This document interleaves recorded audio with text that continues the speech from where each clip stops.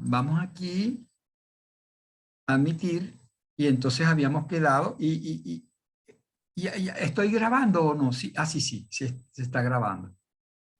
Bueno, para continuar de una vez, admitirlos. Ok. Entonces, bueno, veíamos, déjenme de nuevo compartir el esquema y lo vamos siguiendo. Entonces tenemos, ya vimos las leyes según su origen, estadales, nacionales, estadales o municipales, o locales, porque pueden haber municipales o metropolitanas, y luego según su función, ¿no? Can now see your application. Ok, admitir. Muy bien. Entonces, vimos, bueno, la ley habilitante rápidamente es una ley que está prevista en el artículo 203. Aparte, vamos a echarle una miradita de todas maneras para no mapearla así tan groseramente, ¿no?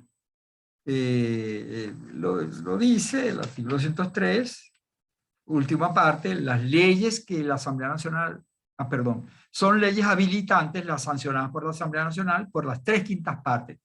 Fíjense ustedes que es una ley que tiene una mayoría, que exige una mayoría calificada. No basta una mayoría simple, sino que tienen que ser las 3/5 partes de sus integrantes. Y esa ley tiene como contenido el de, no lo dice con toda claridad, porque miren lo que dice, está muy mal redactado el artículo, ¿no?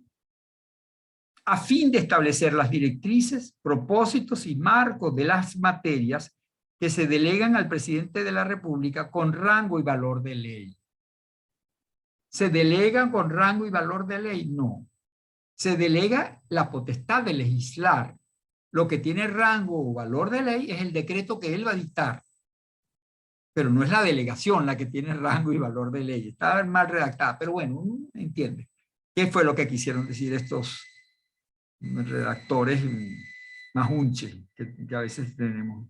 Que me perdonen los constituyentes, ¿no? Pero es interesante, entonces una ley que es dictada por la Asamblea Nacional, que tiene un procedimiento, no tiene un procedimiento especial, pero sí requiere una mayoría calificada para ser aprobada, y cuyo objeto así fue sobre todo muy discutido bajo la vigencia de la Constitución del 61, que tenía una norma parecida pero no igual.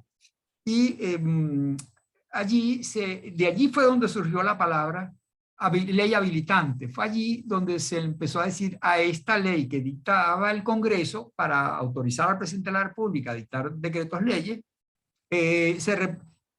ya la tenía la Constitución del 61 y fue utilizada varias veces por el presidente Betancourt, por el presidente León y por el presidente Carlos Andrés Pérez. Creo que el único que no la utilizó fue el presidente Caldera, creo, no me acuerdo mucho tampoco, pero fue utilizada en varias oportunidades, solicitó autorización al Congreso, el Congreso dictaba la ley, mediante la cual se habilita, decía la Constitución del 61, no decía que la ley se llamaba habilitante, sino que se habilitará al presidente de la República para dictar medidas extraordinarias en materia económica y financiera. Así, eso era lo que decía la Constitución del 61. Los periodistas y todo el mundo empezó a hablar, una ley que habilita al presidente es porque es una ley habilitante. Y así fue recogida en la Constitución del 99, ley habilitante. La discusión que se planteó bajo la Constitución del 61 es que si esa ley era una ley que contenía una delegación legislativa o una autorización. Valga entonces esa aclaratoria aquí también. Cuando la delegación, ya la veremos cuando veamos el concepto de delegación como una figura de organización administrativa, la delegación es un acto mediante el cual alguien que es competente, una autoridad que es competente para algo, transfiere a un subalterno la facultad de ejercer esa potestad, esa competencia, temporalmente, ¿no? Yo soy el rector de la UCB y le transfiero temporalmente al decano de la Facultad de Derecho la potestad de firmar los títulos de abogado, si pudiera hacerlo, ¿no? Entonces dictó una resolución mediante la cual se autorizó Gustavo Urdaneta, rector de la UCB, de acuerdo con la ley tal y cual, autorizó a fulanito de tal, decano de la Facultad de Derecho, a emitir los títulos de abogado. Entonces, durante 6 meses, durante un año, bueno, si no le pongo fecha, pero eso es temporal. Es decir, cuando yo decida que ya no conviene mantener esa delegación, yo dictaré una resolución en la cual se deja sin efecto la resolución mediante la cual se había delegado al decano de Derecho la facultad de dictar títulos. Eso es una delegación. El titular de la competencia se desprende temporalmente del ejercicio de esa competencia y se la transfiere a un subalterno. Eso es delegación. Eso era una de las preguntas. El Congreso, cuando autoriza, cuando habilita al presidente de la República para dictar esas medidas extraordinarias en materia económica y financiera, está delegando la potestad legislativa. O sea, lo que hace el presidente de la República cuando dicta el decreto es que está ejerciendo la potestad legislativa, está legislando por delegación, no porque él no es titular de esa competencia, pero le ha sido delegada. ¿Es eso lo que está ocurriendo? ¿O es una autorización, lo que pensaban otros? ¿Qué es una autorización? Bueno, lo que les decía antes, ¿no? La autorización, tú eres mi hijo y tú tienes una bicicleta, pero tú no puedes usar esa bicicleta en la calle cercana mientras yo no te autorizo. El dueño de la bicicleta eres tú, pero yo soy quien te puedo eliminar la prohibición temporal que tienes de salir a montar bicicleta. O tú no puedes salir en la noche hasta muy tarde porque eres jovencito y tienes 15 años y me da miedo que te pase algo, etc. Entonces yo te autorizo a ti a salir a tal parte hoy entre tal hora y tal hora. Eso es lo que es la autorización. El levantamiento de la prohibición que se tiene para realizar un derecho propio. En la autorización, el derecho es propio, lo tiene el autorizado, solo que no lo puede ejercer porque está sometido a la vigilancia de otra autoridad. Y esa otra autoridad ejerce un poder de control sobre el titular del derecho, digamos, y le permite utilizarlo o no en determinadas circunstancias. ¿Ven cómo las dos cosas son muy bien distintas desde el punto de vista jurídico? Pareciera que es lo mismo autorizar que delegar. En la delegación, el titular de la competencia es quien delega y le transfiere al otro que no es competente, pero le transfiere temporalmente el ejercicio de esa competencia. En la autorización, quien autoriza no tiene el derecho, quien lo tiene es el otro, el autorizado, pero ese derecho está sometido a una restricción, que es que no lo puede utilizar, en principio no lo puede ejercer él, hasta que no sea, digamos, levantada temporalmente esa prohibición temporal, ¿no? La autorización que da el papá para un jovencito de 16 años para que se case. Y una niña de 14 años, dice el Código Civil, previa autorización de los padres que ejercen la patria potestad, y si no el juez. Bueno, el que se va a casar es el que tiene derecho a casarse es el muchacho, y el que se va a casar es el muchacho. El papá no tiene derecho a casarse, ya se casó antes, ¿no? Es lo que puede ejercer un control sobre quién tiene el derecho a casarse para ver si lo puede ejercer o no. Una vez que él tenga la mayoría de edad, ya él no necesitará esa supervisión, ya él no necesitará autorización para casarse. Pero una vez que el papá le da la autorización al muchacho para que se case o para que maneje el carro, tiene 16 años, para poder tener una licencia tiene el NTT y se le pide la autorización del papá, bueno, entonces, una vez que ya él cumpla la mayoría de edad, ya no necesitará autorización. Él podrá ejercer su derecho sin autorización, libremente. Cesa esa restricción temporal. Les doy estas dos versiones porque digamos, estas dos explicaciones, estas dos definiciones de autorización y delegación, porque bajo la vigencia de la Constitución del 61 se planteó la discusión sobre si la ley habilitante es una autorización al presidente dada por el legislativo o es una delegación de la potestad legislativa. Bueno, unos decían una cosa, otros decían otra. Resulta que pareciera, cuando nosotros leemos el 203 de la Constitución del 99, que el constituyente del 99 quiso zanjar esta discusión. La ley habilitante, mediante la cual se fijan las condiciones, marco y propósito de las materias que se delegan al presidente de la República. Una delegación, de acuerdo con el artículo 203, numeral no tiene numeral, es última parte. lamentablemente, para seguir yo criticando al constituyente, en el 236, numeral 10, perdón, numeral 8, dice: es competencia del presidente de la República la de dictar, previa autorización por una ley habilitante, decretos con fuerza de ley. Ah, caramba, no habíamos quedado en el 203 que era una delegación, pero ahora en el 236, numeral 8, dice que es una autorización. Con lo cual, como que los constituyentes no se pusieron de acuerdo. Unos pensaban que era una delegación y otros pensaban que era una autorización. O qué fue lo que pasó allí, pues, ¿no? Bueno, entonces la discusión sigue planteada, o sea, o puede seguir planteada. Yo creo que no hay ninguna duda, esto no es una autorización, esto es una delegación. ¿Por qué lo digo? Porque la competencia, la potestad para legislar la tiene la Asamblea Nacional, no la tiene el presidente de la República. El presidente de la República, cuando dicta el decreto ley, él no está ejerciendo una competencia propia, porque él no tiene competencia para legislar. Él tiene competencia para cumplir la ley, lo dice el 236, numeral primero. Son atribuciones y obligaciones del presidente de la República cumplir y hacer cumplir esta Constitución y las leyes. El presidente de la República está sometido a las leyes. Él debe cumplir y hacer cumplir las leyes. Él no puede dictar leyes. En ninguna parte dice que él puede dictar leyes. Lo que él sí puede hacer es dictar decretos que tengan valor de ley, siempre y cuando haya sido autorizado. No, porque es que él no tiene esa competencia. Entonces, él no es verdad que él está siendo autorizado.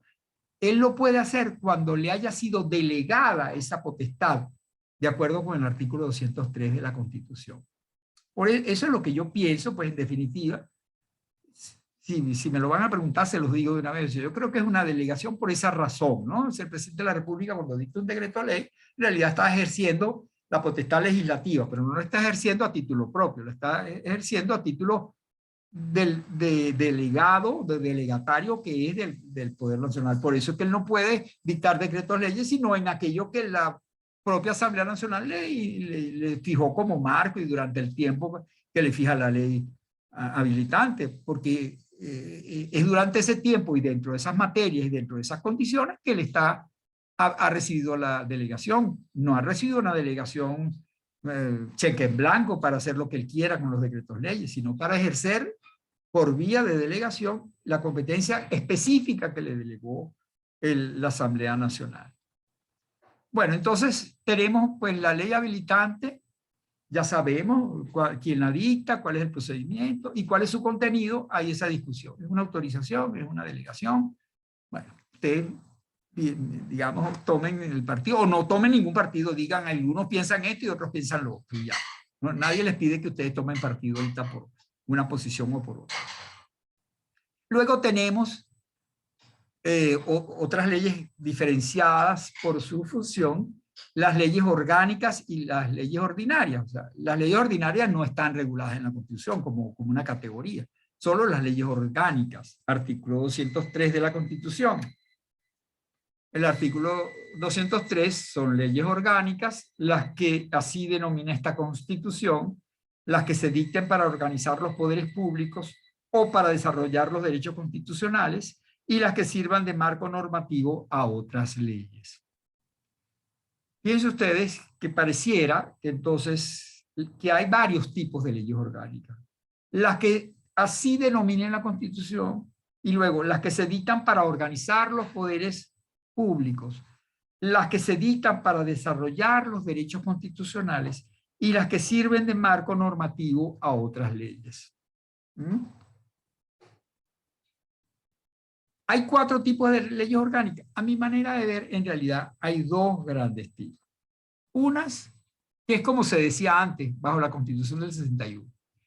Hay unas leyes orgánicas por determinación constitucional. Es decir, hay algunas leyes orgánicas que lo son porque la propia Constitución las denomina orgánicas. Entonces, un ejemplo de ellas, rapidito, la Ley Orgánica del Poder Público Municipal. ¿Por qué es una ley orgánica? Porque la Constitución dice que, artículo 169, que la organización de los municipios se regirá por esta Constitución, por las normas que para desarrollar los principios constitucionales establezcan las leyes orgánicas nacionales. O sea, las leyes que el Poder Nacional dicte para desarrollar los principios constitucionales en materia municipal son leyes orgánicas. ¿Por qué? Porque lo dice la Constitución. Las leyes orgánicas nacionales que tienen ese contenido, ¿no? Y así hay varias. O sea, la ley que regula la Corte, al Tribunal Supremo de Justicia es una ley orgánica. La ley que regula la Procuraduría General de la República es una ley orgánica. La ley del Ministerio Público es una ley orgánica. ¿Por qué? Porque lo dice la Constitución. Porque la Constitución dice que esas materias van a ser reguladas por leyes orgánicas.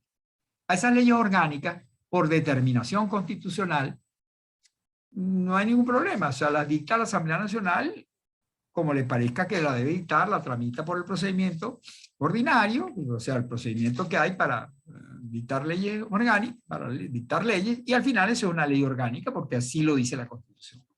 En cambio, las otras tres, que aparentemente son tres, son las que antes se llamaban las leyes orgánicas por determinación parlamentaria. O sea, es el Parlamento el que decide darle el carácter de orgánica a ciertas leyes, ¿no?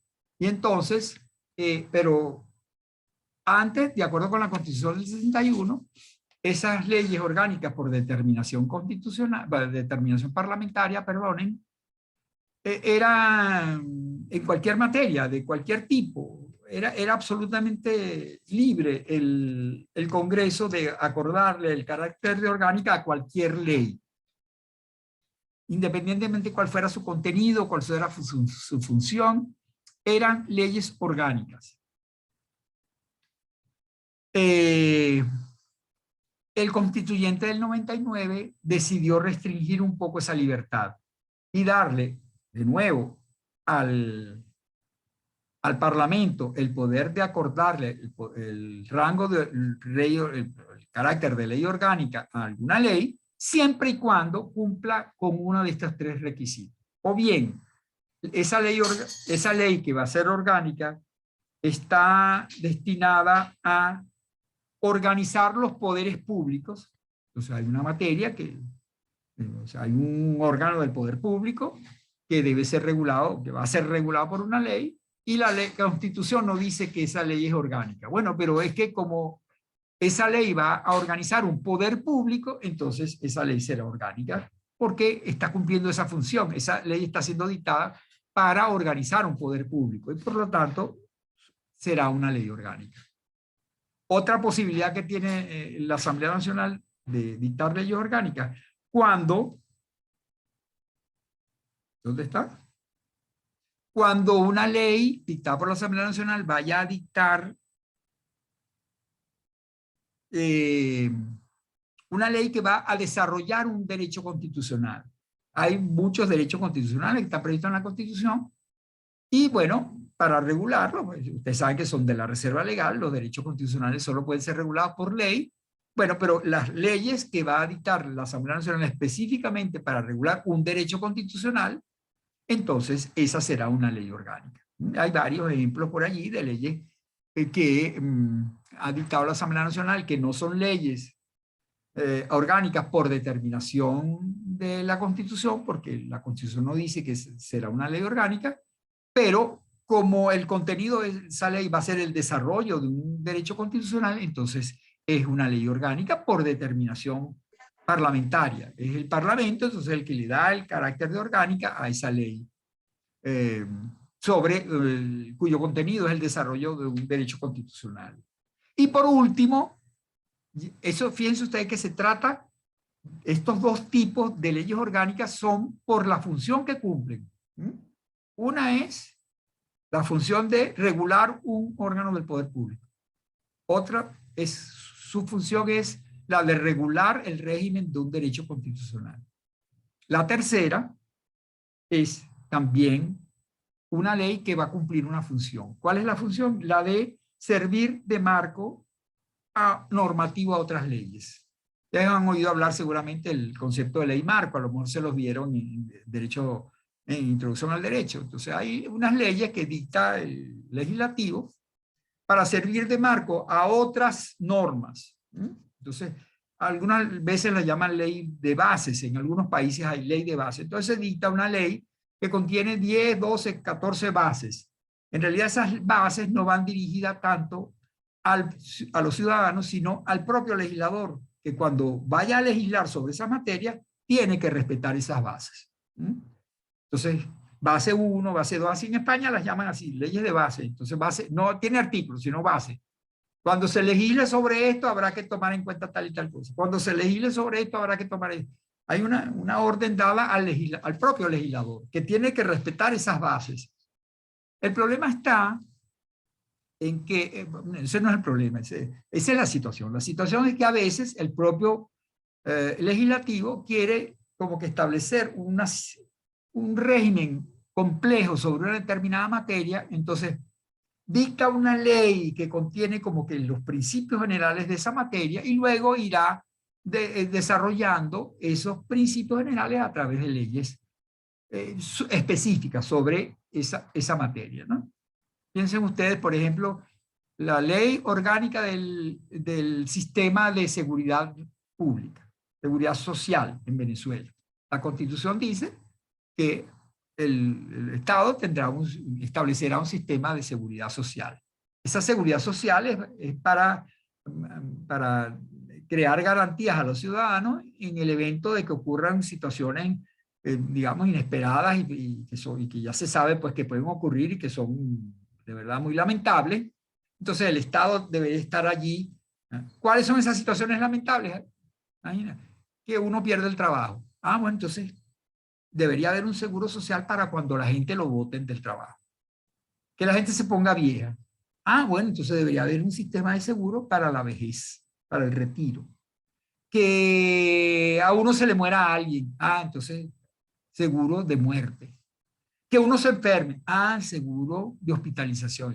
Que uno tenga hijos. Seguro de maternidad. Entonces hay el seguro social, en principio, ese seguro colectivo que debe asegurar el Estado, que hoy en día no sirve para nada, lamentablemente, pero durante mucho tiempo fue de verdad una cosa respetable, sólida, importante en Venezuela.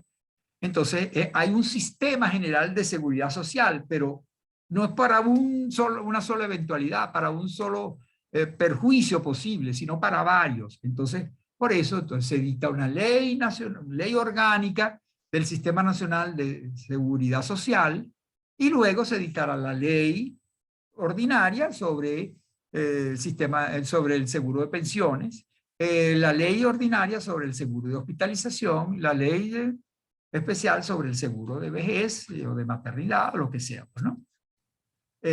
Bueno, esa es la idea, ¿no? Una ley de bases, como no se puede llamar de base porque ya vamos a ver que hay otra que se llama de base, ¿no? Pero una ley marco que permite luego ser desarrollada a través de leyes especiales.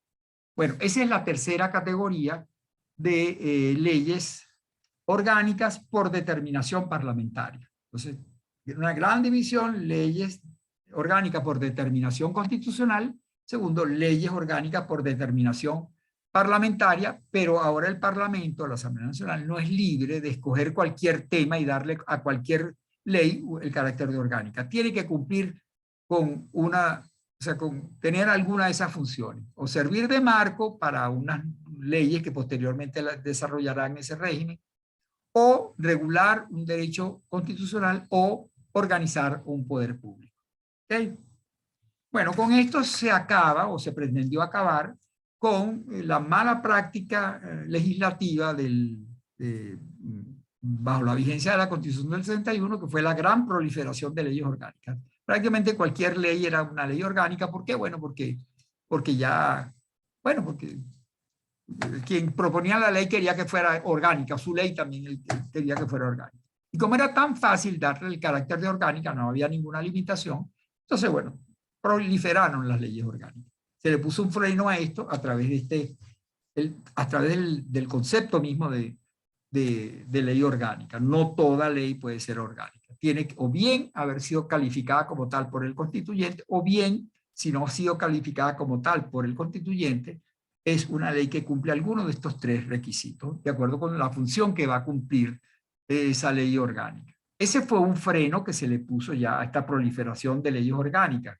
Pero también se le puso un freno por algunas restricciones procedimentales Valentina cuando se nos había ido. Algunas restricciones procedimentales que están a lo largo de este artículo 203, ¿no? En primer lugar, todo proyecto de ley orgánica será previamente admitido por la Asamblea Nacional por el voto de las 2/3 partes de los integrantes presentes. Entonces, hay una mayoría calificada que se exige para admitir el proyecto de ley. Toda ley orgánica tiene que ser admitido por esa mayoría calificada, según dice la Constitución. Y esa votación calificada se aplicará también para la modificación de las leyes orgánicas. No solo para la ley orgánica inicial, sino para eventuales reformas de la ley orgánica, una mayoría calificada en la admisión del proyecto. Y luego, esa es una restricción, una mayoría calificada en la tramitación de la ley orgánica. Segundo, las leyes que la Asamblea Nacional haya calificado de orgánicas serán remitidas antes de su... Fíjense ustedes, las que la Asamblea Nacional haya calificado de orgánicas, no las que dice la Constitución, sino las por determinación parlamentaria, serán remitidas antes de su promulgación, o sea, ya fueron aprobadas por la Asamblea Nacional en sus 2 discusiones y todo perfecto. Falta promulgarla el presidente de la República, entonces antes de su promulgación serán remitidas a la Sala Constitucional para que ésta se pronuncie acerca de la constitucionalidad de su carácter orgánico. Lo que va a decir la Sala no es que si es constitucional o no la ley. Lo que va a decir es que si su carácter de orgánico es acorde con la Constitución. Entonces va a revisar a ver si es una ley que regula un poder público, organiza un poder público, o es una ley que regula, desarrolla un derecho constitucional, o una ley que sirve de marco a un régimen jurídico que va a ser desarrollado mediante otras leyes, ¿no? Entonces, bueno, eso entonces la Sala Constitucional decidirá en el término de 10 días, ok, y en el caso que declare que la ley que no es orgánica, la ley perderá este carácter. Entonces eso es lo único, no es que la ley no será aprobada, sino que ya no podrá entrar en vigencia como una ley orgánica. Regresa a la Asamblea Nacional, que le tendrá entonces que quitar el carácter de orgánica en su nombre, y bueno, la promulgará posteriormente como una ley ordinaria. Bueno, esas son las leyes orgánicas, ¿no? O sea, lo último que habría que decir con respecto a estas leyes orgánicas es que el tema del rango. O sea, las leyes orgánicas, ¿qué rango tienen?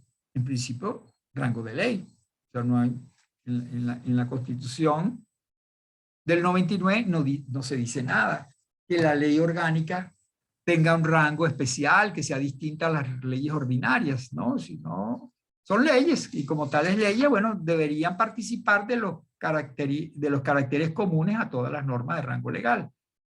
Tienen rango, fuerza y valor de ley. Una ley orgánica deroga una ley normal y una ley normal ordinaria deroga una ley orgánica. ¿Estamos de acuerdo con eso? Bueno, en principio sería así si nos atenemos al texto de la Constitución. No dice nada con respecto a su rango.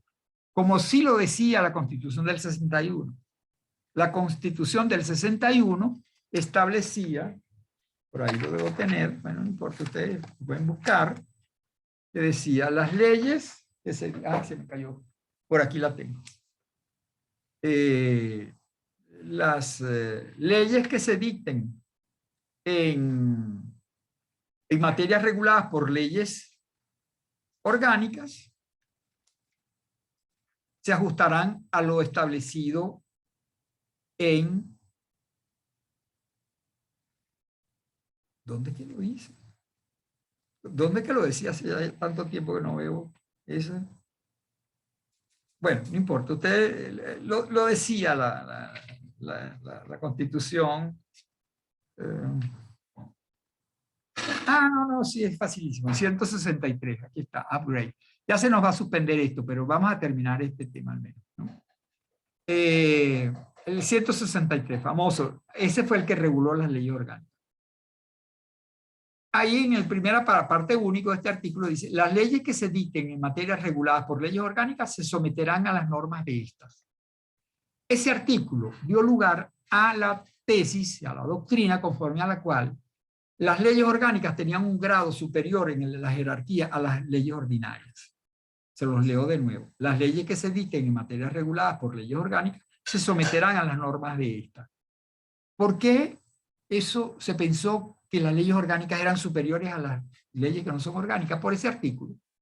Decía, una ley que se va a dictar en una materia regulada por una ley orgánica debe respetar lo que diga la ley orgánica, con lo cual significa que la nueva ley es inferior a la anterior, porque si no, no tiene por qué respetar lo que diga la ley orgánica. Cuando uno iba a la exposición de motivos de la Constitución del 61, justamente eso fue lo que quisieron hacer. Lo dice la exposición de motivos de la Constitución del 61, dice, nos copiamos de la Constitución del 58 francesa, del 48, 58 francesa, la de Gaulle, la Constitución de 1958, la de la Quinta República en Francia, así se llamó, no somos originales en nada, ni siquiera en eso. La Constitución de 1958 francesa, bajo la presidencia del general de Gaulle, creó la figura de las leyes orgánicas en Francia, que no existían. Y esas leyes orgánicas tenían esa característica. Eran muy pocas, eran solo las que señalaba la Constitución, no podía el Parlamento francés crear nuevas leyes orgánicas, sino dictar aquellas que la Constitución decía que eran orgánicas. Tenían un procedimiento agravado, un procedimiento muy particular, donde había que consultar a mucha gente y mayorías calificadas, y era en algunas materias que la Constitución no había terminado como de desarrollar, se la había dejado al legislador, pero para que la desarrollara a través de estas leyes que eran unas leyes casi constitucionales, podríamos decir, ¿no? Porque ponían a opinar a todo el mundo, tenía un procedimiento muy, digamos, participativo, con exigencia de opinión de mucha gente.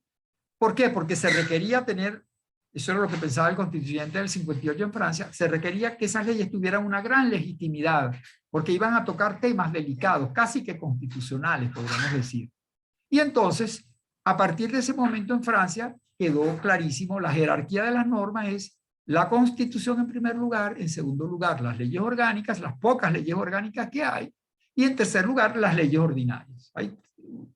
Y después vienen los reglamentos, las normas de rango sublegal. Entonces, bueno, eso que fue así en Francia, porque se quería que mediante las leyes ordinarias no se derogaran los principios establecidos en las leyes orgánicas, se copió en otros países, bueno, se inspiró a otros países, no digamos eso. En la Constitución del 78 española está también, 20 años después. La Constitución democrática después de España, después que se murió Franco, se dictó una Constitución del 78, que es la actualmente vigente en España. También hay unas leyes orgánicas que justamente constituyen un escalón intermedio entre la Constitución y las leyes ordinarias. Eso en Venezuela se entendió así inicialmente.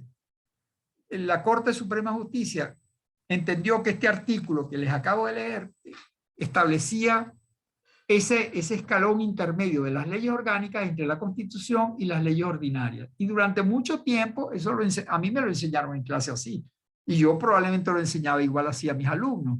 De repente, en los años 80, más o menos por allí, empezó a surgir dudas. Hubo dudas de algunos autores, y la Corte Suprema de Justicia también matizó esa tesis y dijo, no, caramba, ahí no dice que las leyes orgánicas tienen un rango superior a las leyes ordinarias. Él lo que dice es que cuando se vaya a dictar una ley sobre una materia que ya está regulada por una ley orgánica, entonces esta nueva ley tendrá que respetar lo que diga la ley orgánica. Es decir, hay una relación de sujeción de la nueva ley a la ley orgánica en la materia de la ley orgánica, pero no es que estas otras leyes ordinarias tengan un rango inferior al resto de las demás leyes.